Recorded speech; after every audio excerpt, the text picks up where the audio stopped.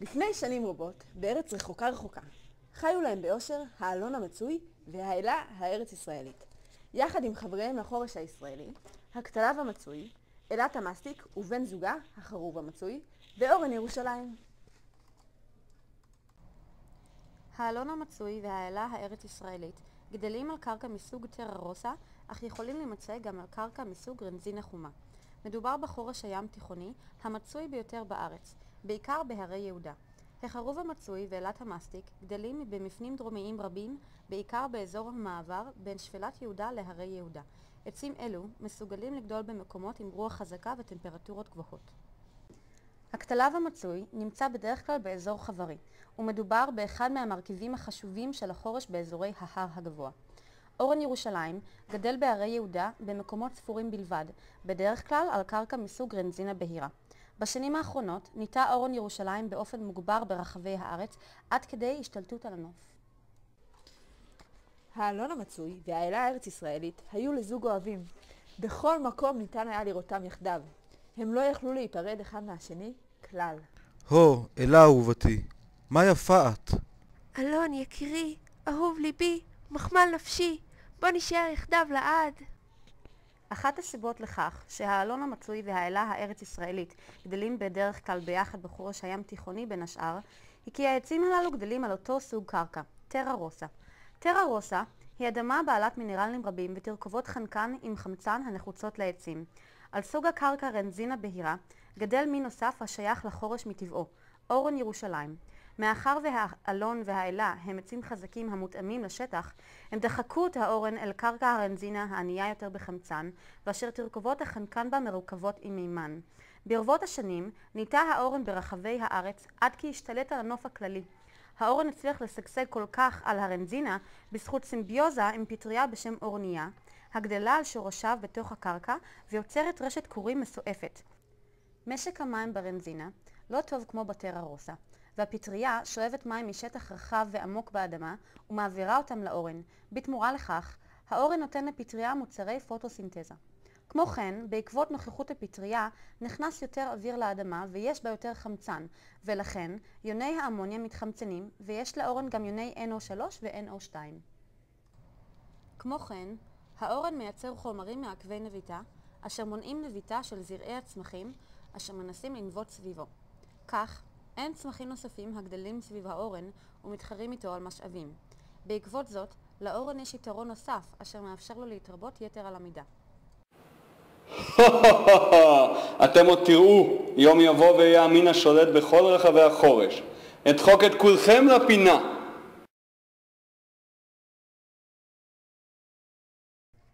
ברבות השנים, החורש הים תיכוני עבר כמה תהליכים שהרסו אותו. כריתת העצים, בעיקר לטובת בנייה ברחבי הארץ, מה שדילל את מספר העצים בצורה ניכרת.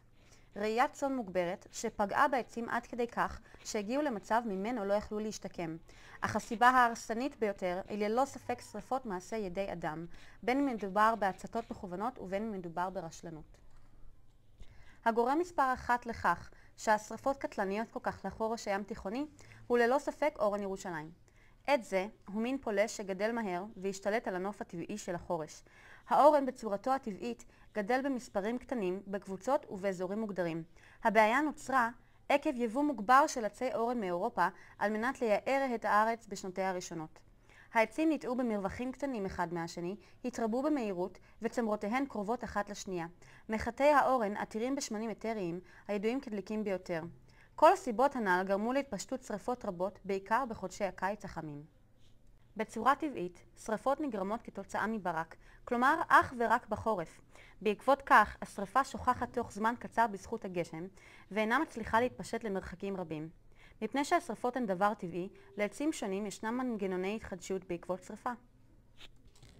שריפה עזה פרצה ביער, וכל העצים נרעדו למעט האורן.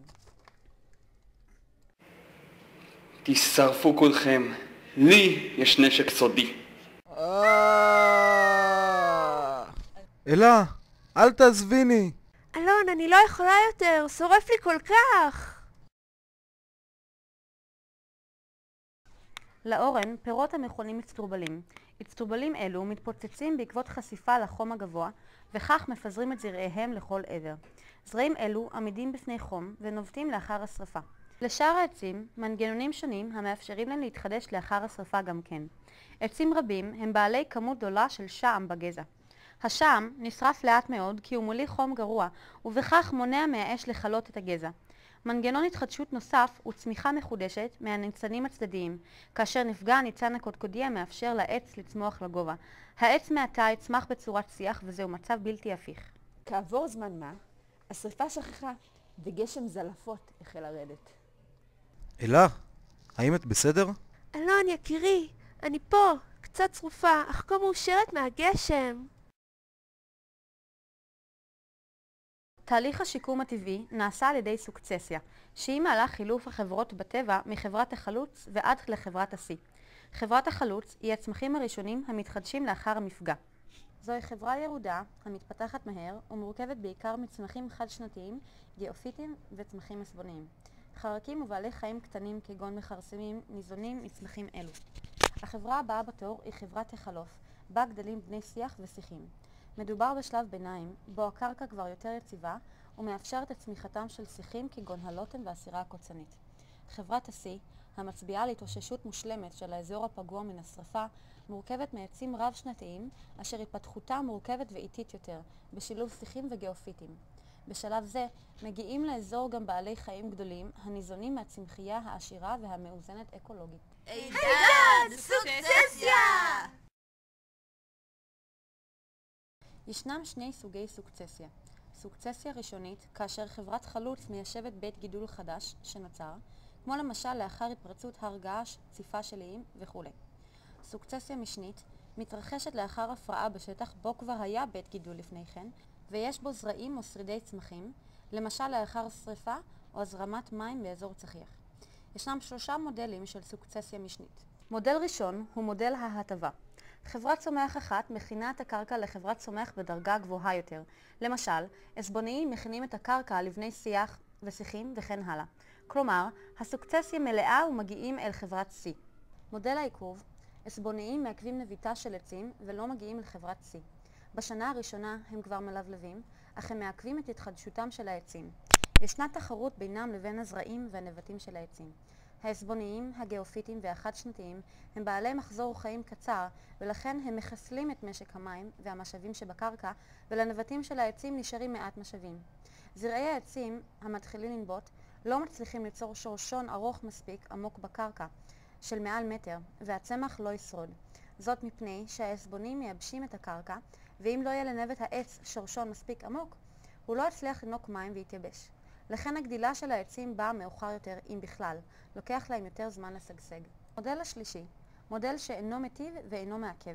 אם יש תנאים מספיק טובים לשיחים ועצים, הם ינבטו, כמעט לא קיים. ובחזרה לענייננו, לאורן, לאלון ולאלה, זמני התחדשות שונים זה מזה. האורן צמח במהירות רבה הרבה יותר מאשר האלון והאלה, רק 25 עד 20 שנה בערך, לעומת תקופה שלא ניתן לכמת. לשם המחשה, לנבטי אלון לוקחות 5 שנים להגיע לגובה של חצי מטר בערך. מסיבה זו, עדיין ממשיכים לנטוע חורשות אורנים ברחבי הארץ. עד שתתחדשו אני כבר אשלוט בחורש ביד רמה. מו-הו-הו! אל תדאגי אלה, בסוף עוד נגבור על האורן הרשע. בישראל ישנן גישות שונות לטיפול בשטח לאחר הפרעה, למשל שרפה. ממשק פעיל, מעורבות רבה של האדם בשטח שנשרף, כלומר, סילוק עצים שרופים ונטיעה מכוונת של עצים. שיקום סביל, מתן אפשרות לאזור להתחדש ולהשתקם בעצמו ללא מעורבות האדם. הימנעות מפעולה על סמך ניסיון מצטבר. התהליכים אשר התרחשו בעקבות שיקום מסוג זה הם המודלים אשר הוסברו מקודם. מודל ההטבה, מודל העמידות ומודל העיכוב. קיימת היום גישה שלישית, פשרה בין האפשרויות. מעורבות מבוקרת בשטח בדגש על נטייה מצומצמת ומגוונת. נוסף על כך, כאשר נוקטים בגישות מתערבות ישנה דילמה נוספת. מה לטעת? האם לטעת עצי אורן הצומחים מהר אך נשרפים בקלות, או עצים רחבי עלים כמו האלון שצומחים לאט יותר ויש להם יכולת להתחדש מבסיס הגזע לאחר שרפה? לאחר הסוקצסיה ולאחר שהתפתחה חברת השיא, נוצר שיווי משקל בין המשאבים האקולוגיים וחברות הצמח, בו קיימים גם צמחים ירודים, כגון חד-שנתיים, גיאופיטיים, עסבוניים ובני שיח, וכן צמחים עילאיים. עצים הגדלים בחורש הים תיכוני כגון אלון מצוי, אלה ארץ ישראלית, חרוב, אלת המסטיק, כתליו ואורן ירושלים. למרות איומי האורן, ובזכות אהבתם ויכולת ההתחדשות המדהימה שלהם, הצליחו זוג האוהבים להתחדש ויחד לשקם את היער. אני אוהבת אותך, אלון. ואני אוהב אותך. ועד היום, כאשר עוברים בחורש הים תיכוני, ניתן לשמוע את לחישות האוהבים מבעד לרשרוש העלים. ועכשיו לסיכום, שני סרטונים המדגימים את שני סוגי הסוקצסיה. סוקצסיה ראשונית